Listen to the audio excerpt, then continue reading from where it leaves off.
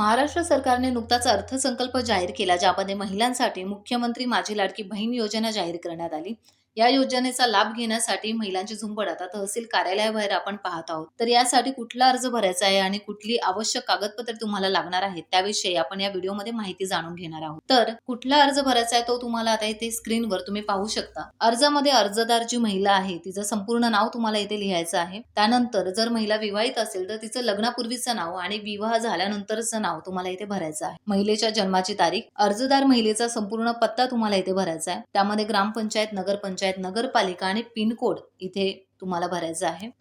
जन्माचं ठिकाण, ज्यामध्ये गाव, शहर, तालुका, जिल्हा आणि राज्य. त्यानंतर मोबाईल क्रमांक, आधार क्रमांक तुम्हाला भरायचा आहे. आणि जर महिला परराज्यातील असेल किंवा तिचा जन्म जर परराज्यात झालेला असेल तर तिच्या पतीचं नाव तुम्हाला इथे, पतीची माहिती, गाव, शहर, तालुका आणि जिल्हा इथे भरायचा आहे.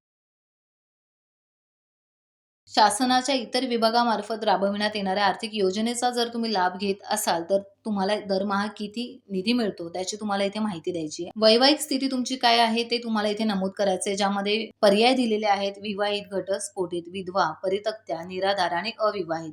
यातील योग्य पर्याय निवडून तुम्हाला तिथे लिहायचं आहे. अर्जदाराच्या बँक खात्याची माहिती तुम्हाला इथे भरायची आहे. जर तुमचं बँक खातं नसेल तर ते उघडं करून तुम्ही त्याविषयीचा तपशील इथे भरायचा आहे. आणि शिवाय बँक खात्याला जर तुमचा आधार क्रमांक जोडलेला नसेल तर तो जोडायचा आहे, त्याची माहिती तुम्हाला इथे द्यायची आहे. आधार क्रमांक बँक खात्याला जोडलेला आहे की नाही. त्यानंतर नारी शक्तीच्या प्रकाराचे इथे काही पर्याय दिलेले आहेत, ज्यामध्ये सामान्य महिला, अंगणवाडी सेविका, अंगणवाडी मदतनीस, पर्यवेक्षिका, ग्रामसेवक, वॉर्ड अधिकारी आणि सेतू सुविधा केंद्र. यामध्ये जर तुम्ही गृहिणी असाल तर तुम्ही सामान्य महिला या पर्यायाची निवड इथे करायची आहे.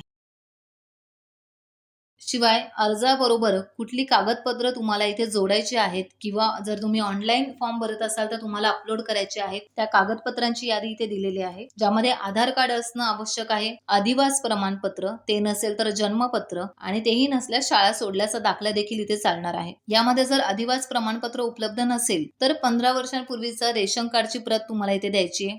मतदार ओळखपत्र लागणार आहे, जन्म ओळखपत्र आणि शाळा सोडल्याचा दाखला. शिवाय उत्पन्न प्रमाणपत्र, आणि ते नसेल तर पिवळं किंवा केशरी रेशन कार्डची प्रत तुम्हाला जोडायची आहे. अर्जदाराचं हमीपत्र लागणार आहे, बँक पासबुक लागणार आहे, अर्जदाराचा फोटो इथे आवश्यक आहे. महिलेचा जन्म परराज्यात असल्यास किंवा महिला परराज्यातील असल्यास तिच्या पतीचा अधिवास प्रमाणपत्र किंवा 15 वर्षांपूर्वीच्या रेशन कार्डची प्रत, मतदार ओळखपत्र, जन्मपत्र आणि शाळा सोडल्याचा दाखला इथे आवश्यक असणार आहे. आणि अर्जदाराने हा अर्ज पूर्ण भरल्यानंतर संबंधित अंगणवाडी केंद्रामध्ये हा जमा करायचा आहे. त्यानंतर या अर्जासोबतच तुम्हाला अर्जदाराच्या हमीपत्राची देखील प्रत देण्यात आलेली आहे, ज्यामध्ये तुम्ही या पर्यायांवर योग्य ती टिक करून खाली तुमची सही आणि नाव लिहायचंय. हा फॉर्म ऑनलाईन आणि ऑफलाईन या दोन्ही स्वरूपात उपलब्ध असून तुम्ही जर ऑनलाईन फॉर्म भरत असाल तर सर्व आवश्यक कागदपत्रे त्याला जोडून तुम्हाला ते जवळच्या अंगणवाडी केंद्रामध्ये जमा करायची आहेत. आणि जर तुम्ही ऑनलाईन फॉर्म भरत असाल तर ही सर्व कागदपत्र तुम्हाला तिथे अपलोड करायची आहेत. तर अशा पद्धतीने या योजनेचा